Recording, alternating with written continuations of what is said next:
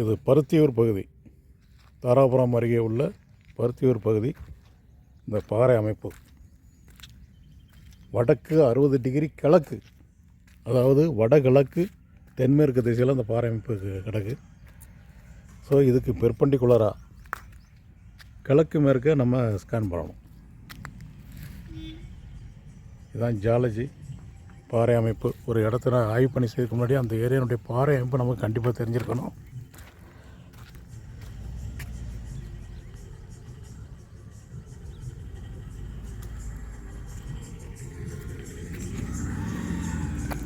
பாறை உட்சரிவுங்கிறது மிக குறைவாக இருக்குது.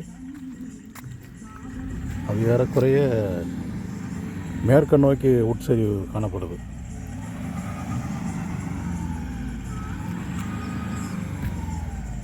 இந்த மலை அடிவாரத்தில் அமைஞ்சிருக்கு இந்த இடம். இங்கே தான் ஆய்வு பண்ணி செய்ய போகிறோம். வடபருத்தியூர் பகுதி பாறை அமைப்பு வடகிழக்கு தென்மேற்கு திசையில் கிடக்கு. இதுக்கு ஜஸ்ட் ஆப்போசிட்டாக வடமேற்கு தென்கிழக்கு நோக்கி நாங்கள் ஆய்வு பண்ணி செய்ய போகிறோம். உள்ளபடியான ரிப்போர்ட் வரும். ஏன்னா இங்கே பைப் லைன் எதுவுமே இல்லை. இல்லை பைப் லைன் கிடையாது. வேறு கல்வெட்டாங்குழி அந்த கிணறு மூடி இருந்ததை மட்டும் என்கிட்ட சொல்லிடுங்க, அதை அவாய்ட் பண்ணிடும். அது உங்களுக்கு 10-30 அடி இருக்குங்க. சரி, அந்த பக்கம் நம்ம போக மாட்டோம். ஸோ செயற்கைத்தனமான டிஸ்டர்பன்ஸ் எதுவுமே இல்லை. அதனால் உள்ளபடியான ரிப்போர்ட் வரும். நம்ம 400 மீட்டர் பார்க்கவா 350 மீட்டர் பார்க்கவா? 1200 ஆமாம். 400 மீட்டர் பார்க்கலாம். சரி, அதுக்கு மேலே போர் போட மாட்டீங்கல்ல? ஆமாம், மெயின்டைன் பண்ண முடியாது. மலை அடிவாரம், மலையை பார்த்தாலே மனசுக்கு உற்சாகம் வந்துடுது. சந்தர்ப்பம் கிடைச்சா மேலே ஏறிடுவேன். ஆமாம், சரன்னு போயிடுவேன். இதுதான் கொஞ்சம் டெவலப் பண்ணணுங்க. இந்த இடத்தினுடைய வடமேற்கு திசையிலிருந்து தென்கிழக்கு நோக்கி இது முதல் ஸ்கேன். 40 மீட்டருக்கான முதல் ஸ்கேன். 400 மீட்டர் ஆழத்துக்கு ஸ்கேன் நடந்துகிட்ருக்கு. இந்த மலையை ரெண்டாக வெட்டுற மாதிரி இப்போ ஸ்கேன் நடந்துகிட்ருக்கு. ஒவ்வொரு ஏரியாவிலையும் ஸ்கேன் பண்ண ஆரம்பிக்கிறதுக்கு முன்னாடி, அதாவது நம்ம எந்த டெக்னாலஜி பயன்படுத்துறதுக்கு முன்னாடியும் அந்த இடத்தினுடைய நிலத்தடி அந்த பாறை அமைப்பை ஆராய்ச்சி பண்ணால் ரொம்ப நல்லது. இன்னும் அதுலேயே நமக்கு ஒரு 60% முடிஞ்சிடும். இந்த மலை கண்ட்ரி ராக்குன்னு சொல்லுவோம். ரொம்ப கடினமான பாறை தான். இந்த பாறைக்கு கீழே ஏதாவது வெடிப்பு பிளவு இருந்தால் மட்டும்தான் அதில் தண்ணி கிடைக்கும். இதே இது வெங்கக்கல் மலை, அதாவது கோட் சைடுன்னு நாங்கள் எங்கள் வார்த்தையில் சொல்லுவோம். சீனிக்கல் பாறைன்னு லோக்கல் லாங்குவேஜ் எங்கள் தென் மாவட்ட ஸ்லாங் இது. அந்த மாதிரி பாறை அமைப்பு தான் தண்ணி நிறையா இருக்கும். அதே மாதிரி காக்கா பனிச்சாரல் பாறை, பெக்குமண்டைட்னு சொல்லக்கூடிய பாறை, இதிலெல்லாம் நிலத்தடி நீரெல்லாம் நிறைய இருக்கும். ஏன்னா மழை பெய்கிற நீரை பூமிக்குள்ள அது உட்புகுந்து போகும்போது அது சேமித்து வச்சுக்கிடும். இந்த மாதிரி பாறைலாம் மிக கடுமையான பாறை.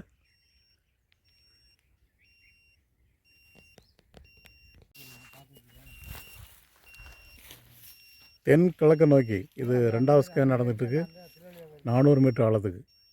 முதல் ஸ்கேனில் 2 இடம் அடையாளம் வச்சுருக்கோம். அது 50 மீட்ரு அப்படின்னு காட்டுது. பட்டு 50 அடிக்குள்ளேயே உள்ள ஈரப்பதம், சகதி அல்லது 1 இன்ச்சு கூட வரலாம். கிணறு அமைக்கிறது நல்ல இடம் போல் தோணுது. மலை அடிவாரம் கிணறு அமைச்சா நல்லா தான் இருக்கும். ஆனால் அதுக்கு கீழே ஃபுல்லாக காட்ராக்.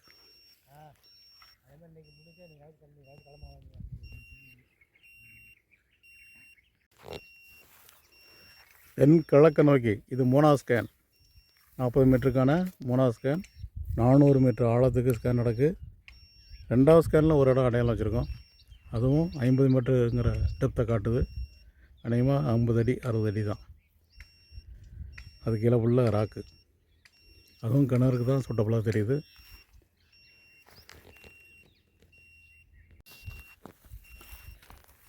தென்கிழக்கு நோக்கி இது 4வது ஸ்கேன். 400 மீட்டர் ஆழத்துக்கு ஸ்கேன் நடந்துகிட்ருக்கு. இதுக்கு பேரலாக இதில் ஒரு போர்வெல் போட்டிருக்காங்க. அருகிலேயே அது 800 அடி ஆழத்துக்கு அந்த போர்வெல் போட்டிருக்கு. இப்போ பயன்பாட்டில் இல்லை. அதை மேற்கொண்டு ஆழப்படுத்தலாமா வேண்டாமா, அதனுடைய நிலத்தண்ணீர் வளம் எவ்வளோ இருக்குது, இப்போது இன்னும் ஒரு 10 நிமிஷத்தில் தெரிஞ்சிடும். 3வது ஸ்கேன்னு முழுக்க மேலேருந்தே பாறை. அது மேலே வந்து 50 அடிக்குள்ளே வரக்கூடிய கசிவு கூட இல்லை. ஆனால் 400 அடியிலேருந்து 450 அடியில் ரொம்ப ரொம்ப சுமாரான ஒரு பிரேக். நல்ல மேசிவ் ராக்கு கடையில் ஒரு பிரேக் கிடக்கு. அதில் புகை அடங்குனா அது ஒரு பெரிய வெற்றி. அந்த மாதிரி அம்சத்தில் தான் இருக்குது அது. இது 5வது ஸ்கேன். தென்கிழக்கு மூலையோட இந்த ஸ்கேன் முடியுது. 400 மீட்டர் ஆழத்து ஸ்கேன் நடந்துகிட்ருக்கு. 4வது ஸ்கேன், அதாவது அவங்க ஏற்கனவே போட்ட போர் 800 அடி ஆழ போர்வெல் போட்டதில் 50 அடியிலேருந்து 80 அடிக்குள்ளே வந்த ஈரப்பதம் மட்டும்தான். அதுக்கு கீழே ஒன்றுமே தண்ணி அதில் வரல. அது 800 அடிக்கு கீழே கண்டிப்பாக அதை ஆழப்படுத்தவே வேண்டாம்.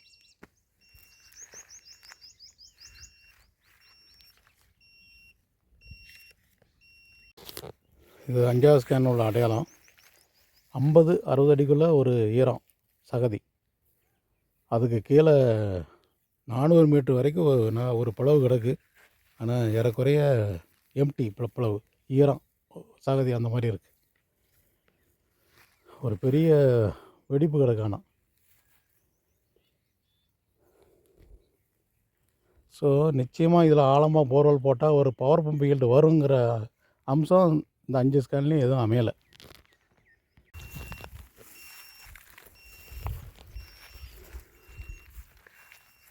இது வடகிழக்கு மூலையில், அதாவது 5வது ஸ்கேன் பாயிண்ட்டுக்கு நேராக ஈக்குவலாக அதே சரத்தில் ஈசான மூலையில் அதை விட பெட்டரான பாயிண்ட் அமைதா அப்படின்னு உறுதி பண்ணுறதுக்காக இது 6வது ஸ்கேனு. டிரான்ஸ்மிட்டர் கருவி தென் கிழக்கில் இருக்குது.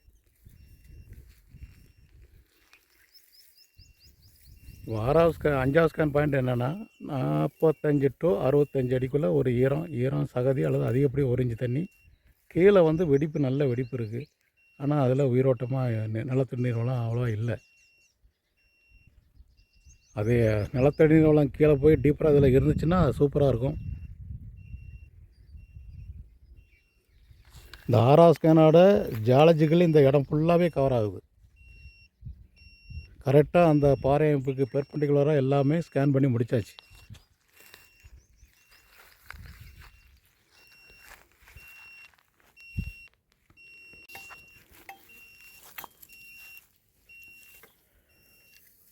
இது வடபருத்தியூர். முதல்ல அது எத்தனை ஏக்கர் இடம்? அங்கே பார்த்து 6 ஸ்கேனு, 4.5 ஏக்கரில் 6 ஸ்கேனு. அந்த பகுதி முடிஞ்சது. இது வேறு ஒரு பகுதி அதே ஏரியாவில். இங்கே வடமேற்கு மூலையிலேருந்து 7வது ஸ்கேன் ஆரம்பிக்கு.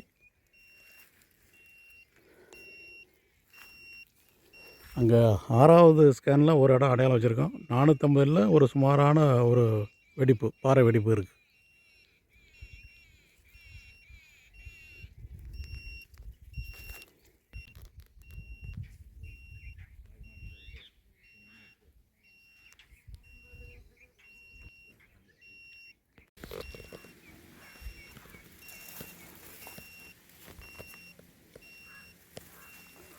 இது தென்கிழக்கு நோக்கி. இது 8வது ஸ்கேன், 2வது பார்ட்டு லேண்டில்.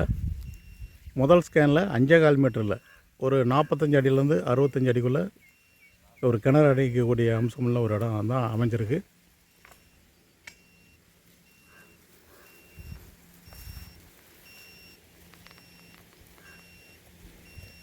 எட்டாவது ஸ்கேனில் இந்த 18.85 மீட்டர் டிஸ்டன்ஸில் அடையாளம் வச்சுருக்கோம். இந்த இடம், இந்த வரப்புக்கு இந்த பக்கம் ஒரு பிரேக் காணப்படுது. இதே சரத்தில் 2 இடம் அங்கே அடையாளம் வச்சுருக்கோம். பிரேக் ஆழத்தில் உள்ள பிரேக்கு தான் 600 அடிக்குள்ளே. அது ரொம்ப சுமார். இது பரவாயில்லை. ஸோ ஒரு மாடரேட் ஈல்டை இதில் எதிர்பார்க்கலாம். இது ரோட்டடி தனியாக இருக்கக்கூடிய ஒரு 70 சென்ட் இடம். இதில் ஒரு ஸ்கேன் மட்டும் பண்ணிக்கிட்டு இருக்கோம். மொத்தத்தில் இது 9வது ஸ்கேனு. அந்த வடமேற்குலேருந்து தென்கிழக்கு நோக்கி பார்த்துட்ருக்கோம் 400 மீட்டர் ஆழத்துக்கு. இதுக்கு முன்னாடி பார்த்த 8வது ஸ்கேன் ஒரு இடம் அடையாளம் வந்திருக்கு. இது வரைக்கும் பார்த்த 8 ஸ்கேன்லேயும் அதுதான் பெஸ்ட்டு போர்வெல் பாயிண்ட் ஆஃப் வியூவில். ஒரு 130-125 மீட்டரில் ஒரு பிரேக் காணப்படுது. வாட்டர் குவாண்டா 2000 லிட்டர் பெர் ஹவர்னு வருது. கொஞ்சம் லோ டு மாடரேட் ஈல்டு தான். எனிஹவ் இந்த ஏரியாவில் 8 ஸ்கேன் பார்த்ததில் பெஸ்ட் இடம் அதுதான். Borewell point 7 ஸ்கேன்லேயும் அமையலை. அது ஒன்றாவது அமைஞ்சதுன்னு கொஞ்சம் மகிழ்ச்சி. இது இந்த ரிசல்ட் எப்படி இருக்குன்னு இன்னும் சில நிமிடங்களில் தெரிஞ்சிடும்.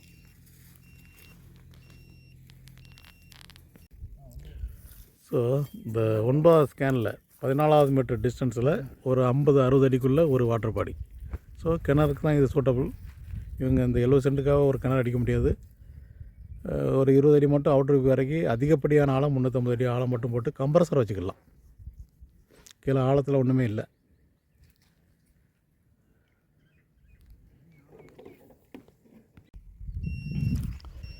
இது 10வது ஸ்கேனு. நாங்கள் அங்கே 8வது ஸ்கேனில் ஒரு இடம் அடையாளம் வச்சுருக்கோம்.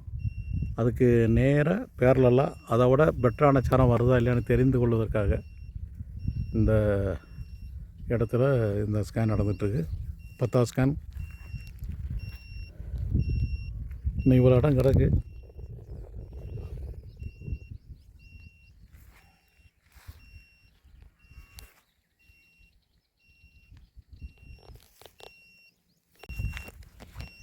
இது விடுபட்ட இடத்துல இது 11வது ஸ்கேன் நடந்துகிட்ருக்கு.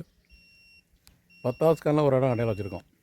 800 அடிக்குள்ளே ஒரு பிரேக்கு, 600 அடிக்குள்ளே ஒரு பிரேக், இப்படி 2 பிரேக் கிடக்கு. அதில் ஏற்கனவே அதே சரத்தில் 8வது ஸ்கேனில் ஒரு பாயிண்ட் அடையாளம் வச்சுருக்கோம். அது 600 அடிக்குள்ளே ஒரு நல்ல ஒரு பிரேக்கு காணப்படுது.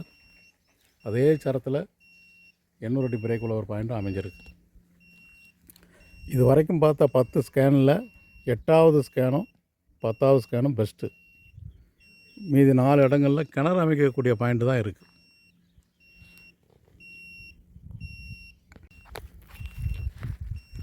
இது 12வது ஸ்கேன். 400 மீட்டர் ஆழத்தில் நடந்துகிட்ருக்கு.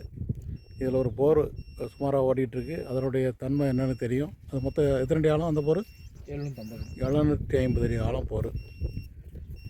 இப்போ 11வது ஸ்கேனில் 5 மீட்டர் டிஸ்டன்ஸில் ஒரு 100 அடிக்குள்ளே ஒரு சுமாரான ஈல்டு. அது கிணறு அமைக்க தான் பயன்படும். இது ஏற்கனவே 4 பாயிண்ட் போல் கிணறு அமைக்க இடம் இருக்குது.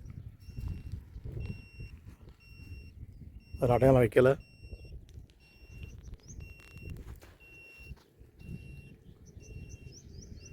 இந்த திருப்பூர் மாவட்டம், கோயம்புத்தூர் மாவட்டங்களில் வந்து பெரும்பாலும் போர்வெல் போட்டு அதை ஒரு ஜிஎல்ஆர் மாதிரி சேமித்து அதை பயன்படுத்துறது நல்லது. கிணறு அமைப்பதுங்கிறது பல லட்சம் செலவு. அது கோடை காலத்தில் அதை நம்பவும் முடியாது. ஒரு கிணத்துல கிடைக்கக்கூடிய தண்ணியை 2 போர் ஒரு ஒரே கம்பஸில் இணைச்சி பயன்படுத்திக்கலாம். செலவு மிச்சம்.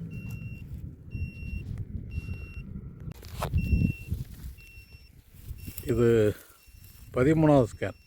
400 மீட்டர் ஆழத்தில் நடந்துகிட்ருக்கு. இதுக்கு நேராக இதே சரத்தில் ஒரு போர் கிடக்கு. 1025 அடி ஆழம் போர்வெல் போட்டு பயன்பாட்டு இல்லாமல் இருக்குது. போர்வெல் போடும்போது அது ட்ரையாக புகை. இப்போ இதுக்கு முன்னாடி பார்த்த 12வது ஸ்கேன், அது ஏற்கனவே ஒரு போர் சுமாராக ஓடிட்டுருக்கு. கரெக்டாக 600 அடிக்குள்ளே ரொம்ப சுமாரான ஒரு பாறை பிளவு. அந்த போரினுடைய என்ன தன்மையோ அது அப்படியே ரிப்போர்ட்டில் வருது. ஒரு நாளைக்கு ஒரு 8000 15,000 லிட்டர் எவ்வளோ கொடுக்கு? அந்த ரேஞ்சில் தான் அந்த தண்ணி கிடைக்கும். அதே மாதிரி அந்த ரிப்போர்ட்டு வந்திருக்கு. அது நீண்ட பிளவு இல்லாமல் ஒரு சின்ன பொட்டுக்கான ஒரு கரும்புழு வருது பாருங்கள். அதில் அவ்வளோதான் அந்த தண்ணி. அதிகப்படி 600 அடிக்குள்ளே நீங்கள் 750 அடி போட்டிங்க போதும். அதை ஃபர்தராக டீப்பன் பண்ண வேண்டாம். அதில் வந்து 400 தான் போட்டிருந்தது. ஓட்ட முடியல 400க்கே. ஓட்ட முடியலன்னு கழட்டிட்டு போயிட்டாங்க. கல் பெரும்பெருங்கள்லாம் வந்துருக்கு. இப்போ இன்றைக்குள்ள நிலைமை எப்படி இருக்குது பார்த்தீங்களா? ரொம்ப சுமாராக இருக்குது. அந்த தண்ணியெல்லாம் எங்கே போச்சுன்னு தெரில.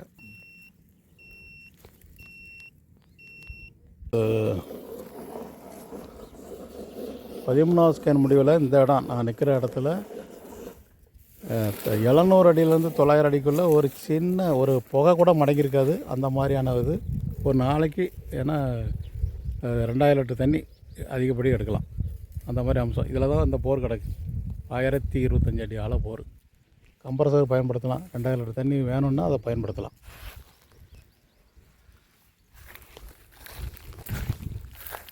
பதிமூணு ஸ்கேன் முடிவில் 8வது ஸ்கேன் 10வது ஸ்கேன் அடையாளம் முக்கியம். அதான் போர்வெல் போட தகுதியான இடமா அமைஞ்சிருக்கு. மீதி 4 இடம் ஒரு கிணறு போடுறதுக்கு உள்ள பாயிண்ட்டாக இருக்குது.